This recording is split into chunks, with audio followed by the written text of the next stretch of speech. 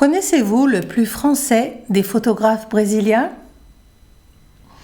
Fin avril, je suis allée voir à Paris une exposition à l'Hôtel de Ville, exposition gratuite, des photos de Sebastião Salgado, le célèbre photographe franco-brésilien. Alors c'est un parcours qui a été conçu par son épouse Lélia comme un hommage après la disparition de l'artiste en mai 2025 à l'âge de 81 ans.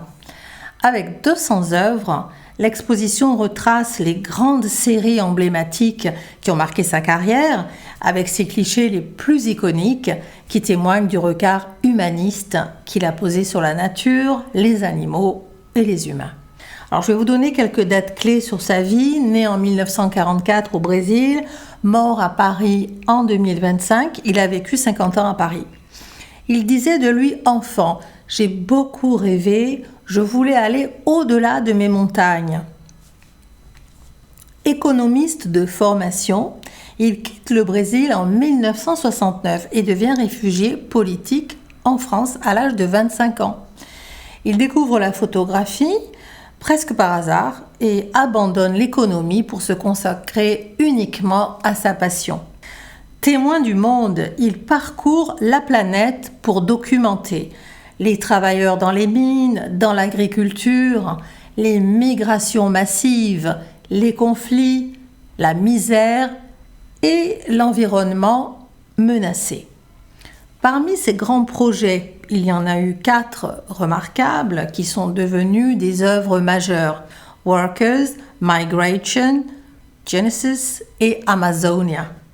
Dans son recueil Workers, qui sort en 1993, il évoque les conditions de travail épouvantables, notamment dans la mine d'or Serra Pelada au Brésil. On y voit des hommes couverts de boue, tels des fourmis humaines. En 2000, il termine son livre Migrations, dans lequel il s'intéresse au déplacement des populations, aux réfugiés, aux exilés, aux crises humanitaires liées à ces bouleversements. Son album Genesis est publié en 2013.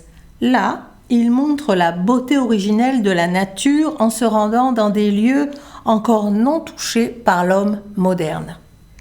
Son ouvrage Amazonia paraît en 2021. Il est consacré à la forêt amazonienne de son pays et aux peuples autochtones isolés. Et là, il pousse un cri d'alarme face à la destruction du poumon vert de la planète. Membre depuis 2016 de l'Académie des Beaux-Arts, il a reçu de très nombreuses récompenses prestigieuses telles le prix de la paix, car le photographe humaniste et révolté à la fois dénonce les violences commises contre les opprimés. Il dénonce aussi la cupidité, les injustices sociales et environnementales. Il a dédié sa vie à défendre des valeurs de justice essentielles pour la planète et les humains. Le noir et blanc intense qu'il privilégie, tout en contraste très accentué, nous donne à voir une esthétique qui confine à celle de la peinture. Ces photos sont agencées comme des tableaux, avec des jeux de lumière travaillés et une composition équilibrée. Ce noir et blanc puissant met en valeur le dépouillement et la vérité auquel il aspire. Il s'approche au plus près de ses sujets, en écartant toute couleur. Il s'attache à donner un visage aux humains qu'il photographie. Il disait « Je voudrais que celui qui regarde mes photos sente que l'homme est noble partout ». Il a cherché à sortir les travailleurs de leur anonymat, de leur invisibilité. Et avec ces photos, finalement, il leur restitue leur dignité. Certains critiques lui reprochent d'esthétiser la misère. Alors, ces photos seraient-elles trop décoratives pour les sujets qu'elles traitent ? Les clichés seraient si artistiques qu'on en retiendrait moins le fond que la forme ? À cela, il répondait que les images belles et fortes captent l'attention et permettent de prendre conscience du problème soulevé. On touche là à un sujet crucial en photo. Une image doit-elle choquer pour convaincre ? Peut-on montrer la souffrance crue ou doit-on l'embellir?